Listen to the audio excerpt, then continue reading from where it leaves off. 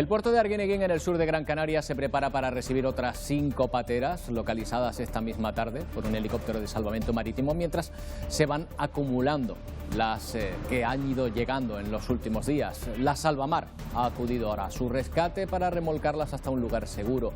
En principio, las 40 personas que llevan a bordo se encuentran en buen estado.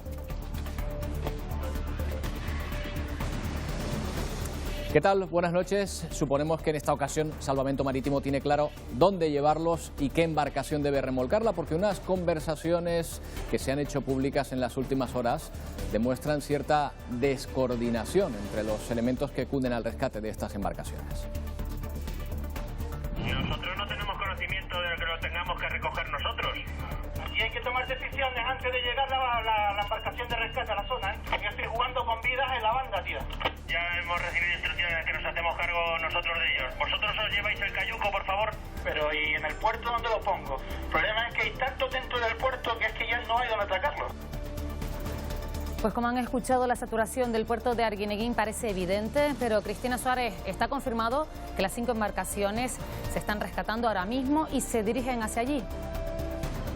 Bueno, sí, Salvamento Marítimo nos ha confirmado hace pocos minutos que tanto las 5 embarcaciones como las 37 personas que ha encontrado a bordo se dirigen hacia aquí, hasta este muelle de Arguineguín, en Gran Canaria. Pero es que este lugar ya está saturado, porque aquí hay 168 migrantes.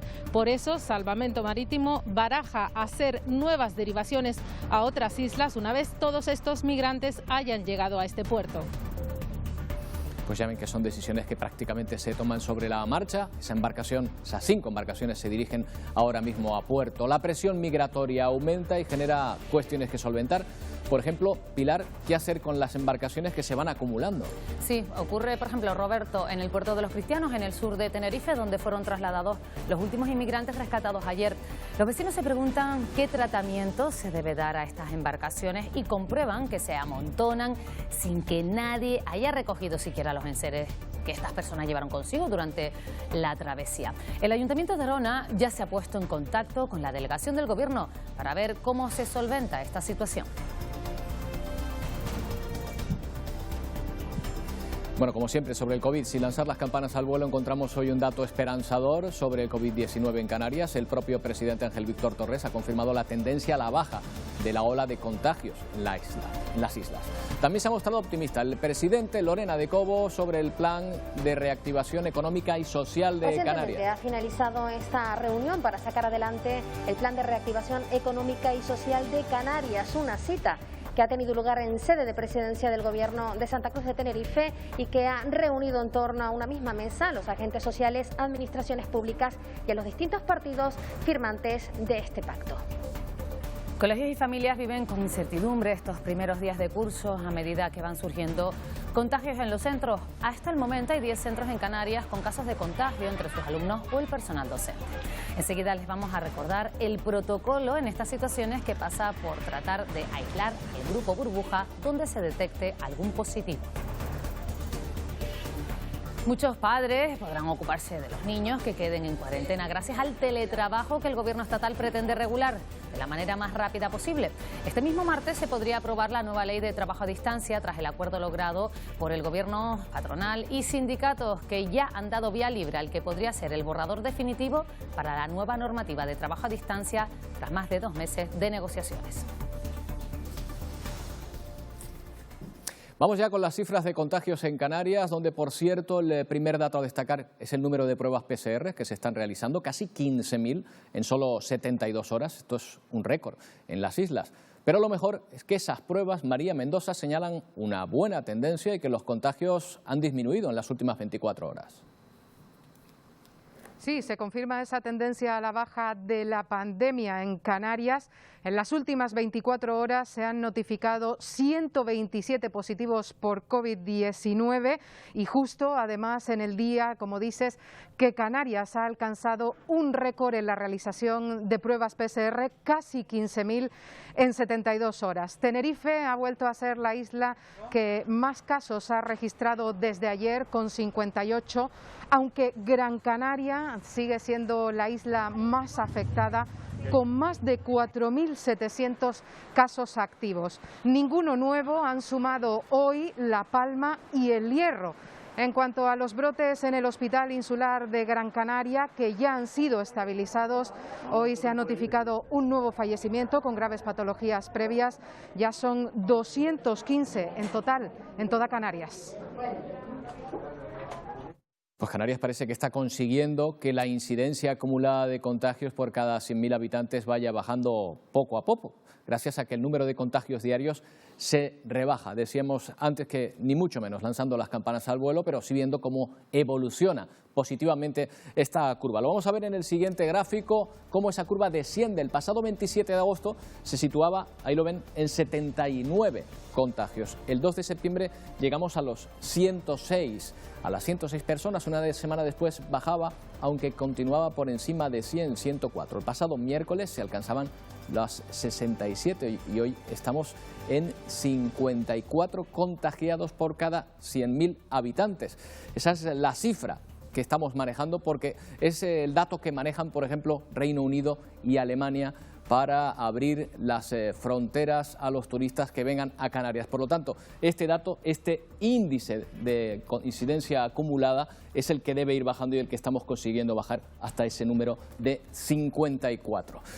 Parece que se va aplanando esa curva, las autoridades van a estar muy atentas a cómo evoluciona con la vuelta a las aulas de los escolares, Pilar. Sí, se retoman las clases, Roberto. Los colegios e institutos están sujetos a un estricto protocolo en caso de detectar casos de COVID-19. Antonio Hernández. Sí, por cierto, hace escasos minutos la Consejería de Educación ha confirmado que de los más de 1.000 centros educativos que hay en Canarias hasta ahora se han registrado casos de COVID en 10 de ellos, 5 en cada provincia. Cuando se detecta un caso en un aula, el protocolo establece que hay que aislar a todas las personas que han tenido contacto estrecho con ese positivo. Eso implica, por tanto, que toda la clase debe marcharse a casa en principio durante 14 días. Las familias, salvo la del caso positivo, no deben guardar cuarentena. A toda la clase se le va a practicar como mínimo una prueba PCR. En el caso de que se les practiquen 2 pruebas y las 2 den negativo, entonces la Consejería de Educación podría decidir el regreso a las aulas, aunque no se hayan cumplido los 14 días de cuarentena. Empiezan a conocerse los resultados de las pruebas PCR realizadas en los colegios de Arrecife. En las 2.500 muestras analizadas hasta ahora, tan solo se ha detectado, Salvador Cruz, un caso positivo. La cifra, Pilar, buenas noches, positiva porque, repetimos, de las 2.511 muestras analizadas, un único caso con coronavirus. Se trata de un docente que ya permanece aislado, al igual que sus contactos más estrechos. 5 alumnos que, aunque han dado negativo, están confinados siguiendo el protocolo de seguridad. Las fuentes sanitarias insisten y transmiten que tenemos que seguir extremando en todo momento las medidas de higiene. Las pruebas masivas en los centros educativos de la capital de Lanzarote en busca de contagiados y asintomáticos comenzaron el jueves, se retomaron este lunes y continuarán mañana. Ahora que comienza el curso escolar, la delegación del Gobierno en Canarias ha empezado la distribución de cerca de 700.000 mascarillas. Están destinadas a prestar apoyo a los colectivos y a las familias más necesitadas. Se trata de una iniciativa de ámbito estatal. Está previsto que las delegaciones del Gobierno repartan un total de 15 millones de unidades con la colaboración de la Federación Española de Municipios y Provincias para hacer entrega de estas mascarillas. El Comité Asesor del Plan Insular de Emergencias de Fuerteventura se ha reunido para valorar y actualizar la información del COVID-19 en la isla majorera. Cristina Falcón, ¿qué decisiones han tomado? Así es, el comité se ha reunido esta tarde en el Salón de Plenos del Cabildo Insular. Recordemos que el pasado 31 de agosto se volvía a activar el Plan Insular de Emergencias de Fuerteventura para hacer frente a la COVID-19. Tras una valoración de la evolución de la pandemia en la isla y constatar una tendencia a la estabilización epidemiológica de las últimas semanas, en esta reunión se ha propuesto prolongar las medidas de emergencia hasta el próximo 30 30 de septiembre. Una acción no solo de contención, sino también preventiva. Aún así, el presidente del Cabildo Insular, Blas Acosta, hace un llamamiento a la responsabilidad social y a no bajar la guardia, evitando comportamientos que puedan poner en riesgo la salud pública. Sobre todo, fundamentalmente, esta última semana se ha ido aplacando la curva de contagio. Hemos estado hablando de los protocolos que se están utilizando a la hora de producir y dar las altas y a la hora también de poder controlar las incidencias que han ocurrido en los colegios en la isla de Fuerteventura. El grupo COVID, creado esta mañana por el presidente estatal Pedro Sánchez y la presidenta de la Comunidad de Madrid, Isabel Díaz Ayuso, ha comenzado a trabajar esta misma tarde y lo primero que ha hecho es crear un calendario para los próximos días, Pilar. Sí, empezará mañana mismo, Roberto, con una reunión de técnicos sanitarios de la Comunidad y el Ministerio de Sanidad.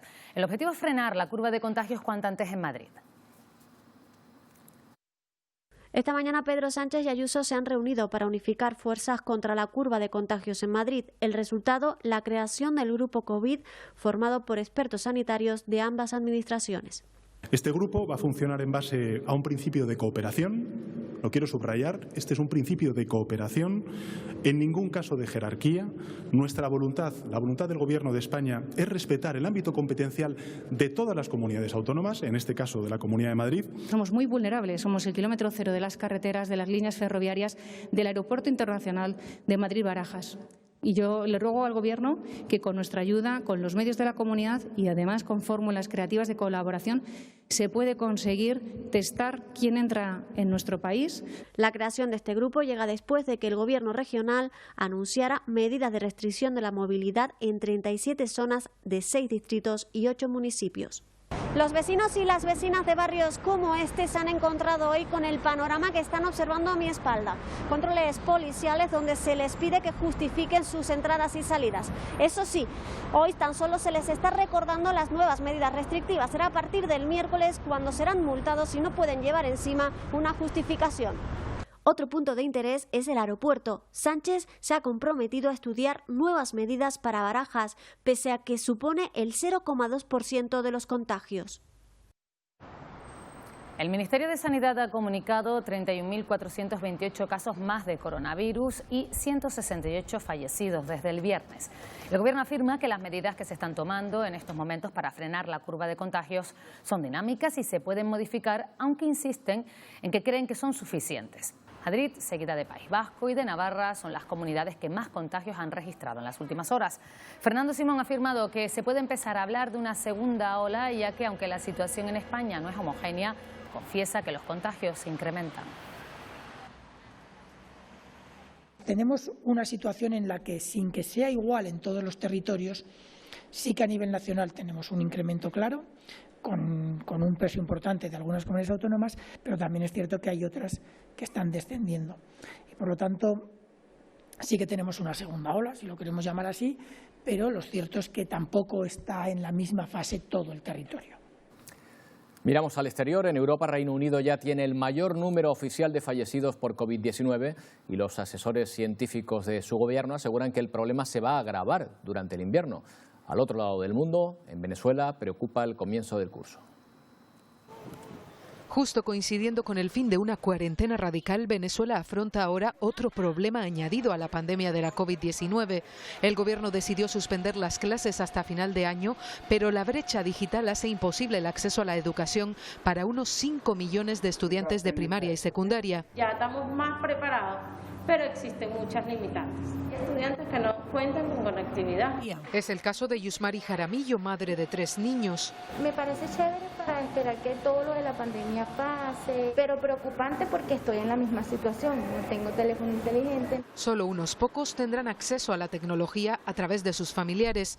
En Brasil, el segundo país con mayor número de muertes por COVID del mundo y sin muestras de desaceleración, han inaugurado este monumento para conmemorar a los fallecidos. Una cifra que preocupa también en Reino Unido, donde se duplican los contagios cada semana. Si continuamos así, tendríamos unos 50.000 casos al día a mediados de octubre, que se traduciría en 200 muertes un mes después, a mediados de noviembre. Todo lo contrario está ocurriendo en el continente africano, según la OMS. El número de infecciones por coronavirus lleva semanas cayendo y el 83% de los contagios se ha recuperado. Canarias se prepara para defender ante la Unión Europea la dotación presupuestaria actual del POSEI. Es un instrumento fundamental para garantizar las producciones agrarias de las regiones ultraperiféricas. La consejera de Agricultura, Alicia Van Ostende, ha formado parte de la delegación española en el Consejo de Ministros de Agricultura que ha tenido lugar hoy en Bruselas. Sí, esta mañana en el Consejo de Ministros de Agricultura de la Unión Europea se ha tocado el tema, se ha introducido por parte del Ministerio de Agricultura español el tema de la defensa de la ficha financiera del POSEI en la nueva política agraria común. En ese sentido, el ministro Luis Planas ha hecho una férrea defensa del mantenimiento de la ficha financiera de nuestro POSEI y de todas las regiones ultraperiféricas. Y seguimos en Bruselas, donde España sigue negociando con Alemania, Reino Unido y países nórdicos la posibilidad de crear corredores aéreos seguros. El objetivo es salvar la temporada alta turística durante este invierno. Lo ha confirmado la ministra de Exteriores, González Laya, tras el Consejo de Asuntos Exteriores. En esta negociación, que como digo, está muy enfocada en aquellos territorios españoles que son para los cuales hay una mayor prevalencia de turismo de invierno. Insisto en este punto porque este es sobre todo el caso de las Islas Baleares, de las Islas Canarias, donde nos estamos de alguna manera focalizando con prioridad. Y ahora les vamos a hablar del teletrabajo, porque el Gobierno ha cerrado con comunidades autónomas, corporaciones locales y sindicatos un acuerdo para regular el teletrabajo en el ámbito público. Será voluntario, deberá combinarse con el trabajo presencial y la Administración tendrá que dotar al trabajador de los medios tecnológicos para llevarlo a cabo. Será voluntario y tendrá que asegurar las necesidades del servicio. Además, se combinará el trabajo presencial y el teletrabajo en el régimen que se establezca y que garantice la atención presencial a los ciudadanos. Teletrabajo en las administraciones públicas, de todas las administraciones públicas en un texto que es legislación básica, hablar de voluntariedad, hablar de reversibilidad, hablar, pues en definitiva, de cómo podemos seguir siendo pionero, punta de lanza en la innovación en las administraciones públicas, creo que es muy importante. Queda así regulado el teletrabajo en las administraciones públicas y se aplicará tanto al funcionariado como al personal laboral. La Administración deberá además proporcionar y mantener los medios tecnológicos necesarios para poder llevar a cabo la actividad. Que permite primero una regulación pionera. Una vez más, el ámbito de lo público es capaz de innovar. La innovación está asociada a lo público, al refuerzo y el valor de lo público, creo que es algo fundamental. Un acuerdo que se firma y un preacuerdo al que llega el Ministerio de Trabajo, sindicatos y empresarios para regular también el teletrabajo. Este pacto previo debe ser ratificado por las ejecutivas de los agentes sociales.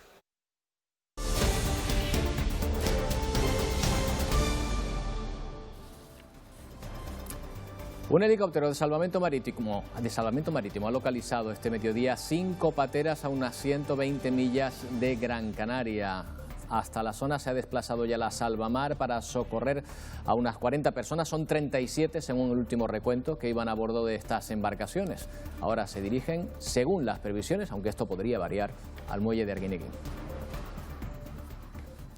Los efectivos de salvamento marítimo se han desplazado 120 kilómetros al sur de Gran Canaria tras avistar esas embarcaciones. Cristina Suárez, tú estás en el muelle de Arguineguín, se supone que deberían llegar allí, pero tampoco es seguro. Sí, en principio estamos aquí porque Salvamento Marítimo nos ha confirmado que estas 37 personas que viajaban en las 5 embarcaciones van a ser trasladadas a este lugar. Pero este lugar ya está saturado porque aquí ahora mismo hay 168 migrantes. Por eso no se descartan nuevas derivaciones a otras islas de las personas que ya están aquí. Conforme ayer, el rescate de la embarcación que tuvo lugar ayer fue un rescate difícil. Hubo órdenes contradictorias, tanto que por unos minutos los efectivos de Salvamento Marítimo no sabían muy bien qué es lo que tenían que hacer. Por eso SEAR, la Comisión Española de Ayuda al Refugiado, pide que en estas actuaciones prime la agilidad, porque lo que está en juego son vidas humanas. La Salvamar Mencalinán partía de Arguineguín y localizaba un cayuco a 8 millas al sur de Gran Canaria. Comienza entonces un diálogo a 3 bandas entre el Centro de Control de Salvamento, la Salvamar y una patrullera de la Guardia Civil. Nos han dicho del CSRC que va a ser la Río Segura quien los coja, cambio, los lleva para Tenerife. A ver, los tengo en la banda ahora, tía. ¿Qué hago? ¿Los suelto? ¿Pero cómo me dicen esto si tengo esto aquí a la banda ahora, Dios mío? Río Segura, Mencalinán. Nosotros no tenemos conocimiento de que lo tengamos que recoger nosotros. Salvamento Las Palmas, Salvamar Mencalinán, estoy en maniobra con el cayuco en la banda. Dime qué hago ya. Salvamento sostiene que según ordenan desde el Centro de Control Regional de Canarias, la Salvamar debe detener el rescate y esperar a la Guardia Civil. Mira, esto no se puede hacer, Y hay que tomar decisiones antes de llegar la embarcación de rescate a la zona, Yo estoy jugando con vidas en la banda, tía. Ya hemos recibido instrucciones de que nos hacemos cargo nosotros de ellos. ¿Vosotros os lleváis el cayuco, por favor? Pero ¿y en el puerto dónde lo pongo? El problema es que hay tanto dentro del puerto que es que ya no hay donde atracarlo. SEAR pide que los rescates los realicen cuerpos civiles. La Guardia Civil asegura que se trata de un procedimiento rutinario y que el desvío se debe a condicionantes externos. Salvamento Marítimo y delegación del Gobierno no han querido hacer declaraciones. Justamente 2 de los inmigrantes que llegaron esta mañana al puerto de Los Cristianos tuvieron que ser trasladados a un centro sanitario. Allí en Los Cristianos hoy también nos hemos encontrado con una imagen que simboliza otra de las cuestiones que deja este repunte migratorio, el qué hacer, como hemos visto, con los restos de los cayucos y pateras que llegan a nuestras costas. 10 de la mañana, los 41 inmigrantes que viajaban a bordo del cayuco llegan al puerto de Los Cristianos. Desembarcan siguiendo los protocolos sanitarios de seguridad. A todos ellos se les practicarán las pruebas PCR. No muy lejos del muelle, en el instituto de la localidad, nos encontramos esta imagen. A pocos metros del centro educativo están estos terrenos. En estas imágenes grabadas por un videoaficionado se aprecia que hay algún tipo de material almacenado en esa zona. Cuando ya estamos dentro, comprobamos que son los restos de hasta 4 cayucos y pateras que han llegado a esta parte del litoral. Pero la cosa no queda ahí. En el interior de las embarcaciones todavía están los enseres que portaban los inmigrantes que viajaban a bordo. El Ayuntamiento de Arona ya se ha puesto en contacto con la delegación del Gobierno, que es la administración con competencias en esta materia, para recabar más información. Según el consistorio, la delegación y puertos del Estado no pueden destruir estos restos porque son una prueba de las investigaciones. Por eso han llegado a un acuerdo con el propietario de estos terrenos para almacenarlos allí a la espera de una nueva orden judicial. La delegación del Gobierno no ha querido hacer ningún tipo de declaración.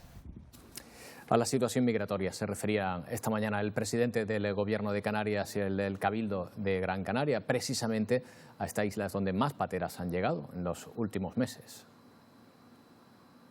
El CIBE no está funcionando en una zona importante de la isla y en una zona de sombra y cubre apenas un 68% del espacio de nuestro mar territorial. También en el conjunto del país hay otras instalaciones que pueden perfectamente albergar la llegada de inmigrantes. Deben producirse esas derivaciones junto a las repatriaciones y al trato digno a las personas que llegan en cayucos y pateras. Declaraciones durante una reunión centrada en los problemas que afronta Gran Canaria para remontar los datos en el sector turístico de la curva de contagios. El presidente de Canarias valora que cada vez estemos más cerca de bajar hasta los 50 casos por 100.000 habitantes. Saben que ese es un requisito, por ejemplo, para el turismo alemán, para abrir sus puertas de nuevo al mercado turístico canario. Antonio Morales, por su parte, le ha transmitido su preocupación por la falta de control en puertos y aeropuertos. El fenómeno de la migración y la situación concreta en los campamentos de refugiados de la isla de Lesbos, en Grecia, han inspirado una producción teatral, Moria, que se va a estrenar en enero aquí, en Canarias. Su director, Mario Vega, nos habla de lo que vio en su visita a esos campamentos.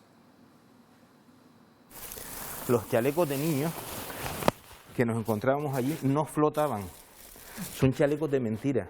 Es solo uno de los casi 30.000 salvavidas que componen el denominado Cementerio de los Chalecos en la isla de Lesbos, en Grecia. Hasta el campo de refugiados de Moria viajó Mario Vega, productor teatral, para buscar en origen la esencia de su próxima obra. Donde dábamos voz a las mujeres que vivían en ese campo de refugiados. Voces como la de Sora y Dúa, dos mujeres refugiadas cuyas historias nutren de realidad el guión de la obra. Una venía que su marido lo habían secuestrado y asesinado de Al-Qaeda, y la otra venía huyendo de la guerra con toda su familia, venía desde Siria. Historias a las que no le sobran los argumentos para ser contadas sobre un escenario donde se busca provocar una experiencia inmersiva. Todo lo que pasa en ese espectáculo, lo que se huele, porque cocinamos, donde hay olores, todo lo que sucede en ese espectáculo es real, es cierto. 13.000 personas en un campamento de refugiados, 3.500, viviendo en condiciones absolutamente infrahumanas, con escorrentías de aguas residuales en mitad de las casetas, con niños pasando hambre, de una situación terrible, tercermundista, de una situación límite, y están en Europa. Una cruda realidad que podremos conocer de cerca el próximo 25 de enero en el Teatro Cuyat de Las Palmas. El proceso de creación de Moria. Ha comenzado el juicio por estafa sobre Islas Airways. La Fiscalía acusa a su presidente de triplicar el importe de la bonificación para residentes canarios que cobraba del Ministerio de Fomento entre 2008 y 2011. Sí, y sus dos hijas, son consideradas cómplices, dado que formaban parte del Consejo de Administración de la aerolínea desaparecida. Miguel Concepción llega a los juzgados acompañado de sus abogados y de sus dos hijas. Ambas formaban parte del Consejo de Administración de la desaparecida aerolínea que presidía su padre, y la Fiscalía las considera cómplices de un delito de estafa. Una vez dentro, la fiscal expuso ante el tribunal que la estafa consistía en cobrar al Ministerio de Fomento cantidades superiores a las debidas por la bonificación de la tarifa para los residentes canarios. Acto seguido, preguntó a Concepción si reconocía los hechos. Yo doy mi conformidad a las conclusiones que ha sacado el Ministerio Fiscal. Una respuesta que implica que la Fiscalía reduzca su petición de pena de 4 años a 1 y a 6 meses para sus hijas. En caso de ser condenados, no irían a la cárcel al carecer de antecedentes penales, pero sí deberían hacer frente a una responsabilidad civil de 3.400.000 euros. Y ya ha comenzado el juicio con jurado popular por el asesinato de Llurena López, la joven que murió estrangulada hace 3 años en Telde, en Gran Canaria. El autor confesó del crimen era pareja sentimental de la fallecida. Ella había decidido romper con él. Durante el juicio, José Gil, el principal acusado, aseguró que no acabó con la vida de Llurena por celos, sino por el transcurso de una discusión. Además, señaló que en ese momento ella esgrimió una navaja, aunque los investigadores nunca encontraron huellas en ese arma. El acusado también ha intentado exculpar a un amigo suyo, acusado de ayudarle a deshacerse del cadáver. La Fiscalía pide para él 22 años de prisión. Que es verdad que la maté, sí. Y provoqué la muerte. Pero jamás vivió ni controlada, ni que le escuchaba por las conversaciones. Ella siempre jugaba la gana. Yo desde el momento uno que este señor me dice a mí, José, hice esto, yo le dije, tira para comisaría ya. Él pensó que era de su propiedad. Matar por sorpresa y sin permitir que la otra persona se defienda, eso es un asesinato. En la audiencia de Las Palmas se ha juzgado también hoy a 4 hombres por abusar sexualmente de 3 menores de 14 y 15 años cuando ellos tenían entre 19 y 22. La Fiscalía los acusa de varios delitos de abusos sexuales continuados. Hoy han declarado las 3 víctimas. La primera ha explicado que tuvo relaciones sexuales con al menos 2 de los acusados, pero que no fueron consentidas y que llegaron a atarla y pegarle con un látigo. Las otras 2 reconocen las relaciones, pero dicen que fueron consentidas. Los supuestos hechos ocurrieron en una casa de chamán abandonada, a donde los jóvenes acudían a beber y fumar hachís. El juicio continuará mañana con la declaración de las autoridades policiales. Y la Guardia Civil sigue investigando si el hombre de 38 años detenido el sábado en Tijarafe es también el autor del primer incendio registrado en ese municipio palmero el pasado 8 de septiembre. El acusado, es natural de Eslovaquia, reconoció a los agentes cuando fue interceptado ser el autor de los 3 incendios del pasado viernes en el Barranco Jurado, La Punta y El Jesús, lugar donde se inició también el primero de esta serie de incendios que calcinó 30 hectáreas de superficie. Está detenido como presunto autor de un delito de incendio forestal. Hoy es el Día Mundial del Alzheimer y cuidadores recuerdan que Canarias tiene pocas plazas residenciales para las personas que sufren esta enfermedad. Además insisten en que las ayudas son necesarias para poder continuar avanzando. Una dolencia que solo aquí, en Canarias, la padecen 30.000 personas. Fue una de las pioneras en España. Desde 1995, AFATE trata de hacer frente a los inconvenientes derivados de esta enfermedad neurodegenerativa. Cuenta con presencia en Tenerife, La Gomera y El Hierro y recalcan que a día de hoy existen pocas plazas residenciales para personas con Alzheimer. No se está a la media de los ratios en plazas residenciales ni plazas de centro de día. Pero además nosotros hemos descubierto este tipo de unidades que no son tan complejas como un centro de día y que se da asesoramiento a la familia. Una asociación en la que llevan a cabo diversos servicios como el de estimulación o fisioterapia, con el fin de ayudar a mejorar la calidad de vida de cada uno de sus usuarios. En distintos técnicos se va atendiendo a cada una de las personas en esas áreas para establecer su plan de trabajo.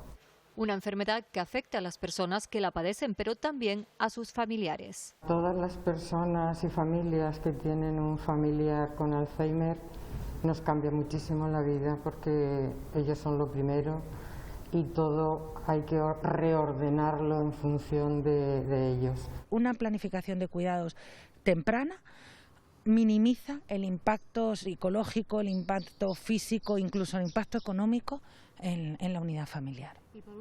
Una enfermedad que en Canarias afecta a 30.000 personas. El Cabildo de La Palma forma parte del portal estatal de datos abiertos del Gobierno estatal, siendo con tan solo 80.000 habitantes una de las 214 administraciones públicas de todo el país que han dado este paso.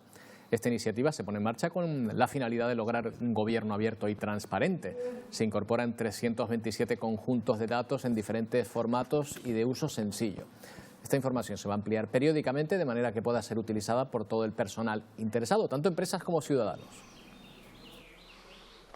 Los que más incidencia puedan tener son nuestras redes de senderos, que puede tener desde un punto de vista turístico una gran aceptación, nuestras encuestas sobre el COVID, la que hizo recientemente el Cabildo de La Palma, o también actuaciones derivadas de los diversos incendios que lamentablemente hemos tenido, pues cuál ha sido nuestro modo de actuar, ya que está todo totalmente digitalizado.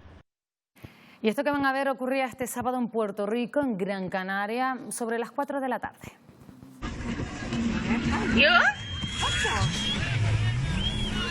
El conductor de la moto acuática no solo entró a alta velocidad en la zona de baño, sino que ante las recriminaciones de los usuarios continúa acelerando, poniendo en peligro la seguridad de las personas que estaban cerca. Posteriormente se reunía con varios jóvenes que se encontraban a bordo de 2 embarcaciones sin mascarilla y sin distancia. La Guardia Civil ha interpuesto 46 denuncias administrativas al conductor de la moto acuática y otros 9 de estos jóvenes por, entre otras cosas, obstrucción, desobediencia y resistencia a la autoridad. 46 multas que le van a caer arriba, y es nada. Bueno, el Cabildo herreño destinará una importante inversión a mejorar 3 pistas agrícolas de la isla. El objetivo es poder dejar en perfectas condiciones estos accesos para potenciar los diversos cultivos en esas zonas. La primera institución de la isla planea mejorar 3 pistas de ámbito estrictamente rural, como son la Florida Hamacas en el término municipal de Valverde, Campos Viejos y Los Valles en el Pinar. Los trabajos se centrarán en el asfaltado del firme, la mejora o rehabilitación de muros y paredes, además de las canalizaciones, ya sean eléctricas o de riego, para seguir pues mejorando la producción y el acceso principalmente a estas zonas agrícolas donde nos encontramos diferentes cultivos, como puede ser viña, como puede ser higueras y otros cultivos propios del entorno. La iniciativa se encuentra en fase de licitación. Hasta el próximo 28 de septiembre se pueden presentar propuestas. La partida presupuestaria es superior al 1,5 millones de euros. Más mejoras en los senderos. Un proyecto europeo permitirá medir el retorno socioeconómico de las inversiones en caminos para definir criterios de mayor eficiencia, y el lugar en el que se va a llevar a cabo es el sendero de la Caldera de Taburiente en La Palma. Este sendero en la Caldera de Taburiente, de 13 kilómetros y que en 2019 recibió alrededor de 16.000 visitantes, es el que participa en este proyecto europeo de desarrollo sostenible, un proyecto que va a permitir... Bueno, no solo desde el punto de vista de mejora, sino también desde el punto de vista de difusión, desde el punto de vista de poder de alguna forma trasladar la imagen que realmente tiene el sendero. Son una serie de elementos que que se detectan respecto a lo que actualmente está buscando el turista, a lo que está buscando el visitante, que son pues, elementos de seguridad, elementos de trazabilidad, elementos que te permitan de alguna forma saber en un momento exacto de las características del sendero. Estamos hablando de ese tipo de acciones. El objetivo es... Hoy lo que queremos de alguna forma es demostrar que la inversión pública en entornos y en caminos de este tipo pues tiene unos retornos socioeconómicos que actualmente pues no son perceptibles, pero que evidentemente irían troncados con ese nuevo concepto de destino sostenible, de turismo sostenible, muy asociado a los entornos naturales, para los cuales evidentemente es necesaria potentes inversiones públicas. Dependiendo de los resultados que arroje este estudio, podría extenderse al resto de senderos del archipiélago. Desde hace meses, el paseo de la playa de Alojera, en el municipio gomero de Vallehermoso, está cerrado. Es una zona habitualmente castigada por el oleaje y tras recibir el visto bueno de Costas, el ayuntamiento ha podido declarar de emergencia una obra para poder rehabilitar esta zona del pueblo. La fuerza del mar destrozó por completo el paseo marítimo de Alojera en el pasado mes de febrero. Varios meses más tarde, los trabajos para su reconstrucción ya están en marcha. Las obras van avanzando a buen ritmo, se va desarrollando como habíamos planteado y vamos a completar con toda la parte de mobiliario urbano y demás que va a dar un encanto a esa zona. Lo cierto es que esta imagen no hace esta playa muy atractiva para turistas y visitantes, aunque hay quien sí se ha atrevido a darse un baño. Hombre, la playa es bonita, lo que pasa es que el estar en obras ya te tira para atrás. Los vecinos, no obstante, desean que se lleven a cabo las obras necesarias para devolver la arena a esta playa. Lo importante para la playa sería que reforma de la escollera para que la playa se mantenga una playa de arena como era antes, porque la playa es una cosa muy importante para este pueblo, para el futuro. Un futuro que desean sea el pueblo lleno de turistas y una playa, punto de parada obligatoria, disponible para su uso y disfrute. Hace apenas unos minutos en Presidencia del Gobierno ha terminado la comparecencia de prensa en la que han hablado todos los grupos firmantes del Plan para la Reactivación Económica de Canarias. Durante toda la tarde se han reunido para recopilar más aportaciones. Ese plan cuenta con un presupuesto estimado de 5.700 millones de euros para minimizar los efectos de la pandemia en el archipiélago. Lorena de Cobos, cuéntanos. Así es, sigue adelante a pesar de las diferencias que hoy se han puesto sobre la mesa en esta sede de Presidencia del Gobierno de Santa Cruz de Tenerife, donde hasta hace tan solo unos minutos tenía lugar esa reunión para sacar adelante el Plan de Reactivación Económica y Social de Canarias. Presentes los agentes sociales, las administraciones públicas y los partidos políticos firmantes de este pacto que intentan llegar a un acuerdo para que en los próximos días sea presentado el borrador definitivo en sede parlamentaria. Le hemos sugerido también al Gobierno que podríamos aceptar que en el año 2021, que insisto, estamos con todas estas materias a la vuelta de la esquina, tiene que haber unos compromisos más certeros y que podríamos asumir que en el año 2022 y 2023 efectivamente pudiéramos hablar en términos de compromiso tal y como refleja este documento. Canarias ya cuenta con un plan. A grandes rasgos, un plan además que todos los agentes sociales, políticos, económicos que han participado en la reunión han felicitado. Porque todos han coincidido que hay un valor que es intangible, que no es exclusivamente las cuantías económicas, que es el acuerdo en sí mismo. El primer paso, que es muy importante, está dado. Ahora solo hay que seguir el trámite parlamentario, aprobarlo el Gobierno y seguir el trámite parlamentario en el Parlamento, para mejorar el documento final. El plan cumple con una serie de condiciones que nosotros pedíamos efectivamente desde la Cámara de Comercio. Entendemos de que es un plan que tiene vocación de unir, en definitiva, pues tanto a partidos políticos como a agentes sociales. Una apuesta por lo público, porque en momentos de crisis lo público sigue siendo fundamental.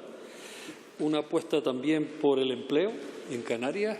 Nos sigue preocupando muy mucho esa pérdida de empleo posible y, por tanto, la apuesta por seguir negociando con el Estado la prolongación de los ERTE todo el tiempo que sea necesario. En el 2020 son las medidas para resistir el golpe, por hablarlo coloquialmente, y hasta el 2023 sí van a ser unas medidas más encaminadas a la reactivación y a la recuperación de Canarias y, por supuesto, con más certidumbre de la que contamos en la actualidad. Ha sido un trabajo colectivo en el que han aportado todas las organizaciones firmantes del documento y que era precisamente esa una de sus principales virtudes, no tanto el contenido, que también lo es muy importante, pero fundamentalmente esa unidad en defender los elementos que todos tenemos en común, esos puntos de encuentro. Seguro que muchos ya se han fijado, pero por si no se han percatado, esta es la última noche del verano. Así que vamos a ver cómo se recibe mañana al otoño. Victorio Pérez, lo vas a contar en un momento, en una hora menos, en la sección del tiempo. Hola, ¿qué tal, Roberto? Muy buenas noches a todos, a todas. Efectivamente, mañana empieza oficialmente el otoño a partir de las 2:31 y viene con nubes medias, nubes altas y calima. Pero, a pesar de todo, vamos a poder ver el sol en buena parte de Canarias. Todas estas nubes nos lo van a permitir. Temperaturas de 30 grados o incluso de 34 en la zona sur de la isla de Gran Canaria. Así que vamos a pasar calor. Y estamos muy pendientes a lo que pueda ocurrir a partir del miércoles, que se espera, si se cumple la previsión, lloviznas en la parte más occidental de Canarias. Son los restos del huracán Paulette, que ahora mismo anda por el Atlántico en forma de borrasca. Se lo contamos todo después de los deportes en la sección del tiempo de una hora menos. Por cierto, vamos a celebrar el final del verano lanzando voladores en 3 dimensiones. Son los fuegos artificiales del futuro. Hasta ahora. Voladores en 3 dimensiones, eso tenemos que verlo, ¿eh? Bueno, en un momento llegan los deportes, repasaremos lo ocurrido el fin de semana, pero además con otra competición en juego justo ahora. Daniel, ¿qué tal? Buenas noches. Buenas noches, sí, hablamos de baloncesto de la Liga Endesa en La Laguna. Ahí juega el Iberostar Tenerife. Se enfrenta en estos momentos al Casademont Zaragoza sin público y frente al mismo rival, por cierto, que va a tener la semana que viene en el comienzo de la final A8 de la Champions. El equipo de Chus Vidorreta busca su primera victoria de la temporada, que ya obtuvo el Herbalife Gran Canaria. Ese partido está en los últimos minutos. En un momento nos vamos a ir en directo hasta el Santiago Martín. Venga, y nosotros contigo, ¿eh? En un Perfecto. momento volvemos con los deportes, no se vayan. Les esperamos.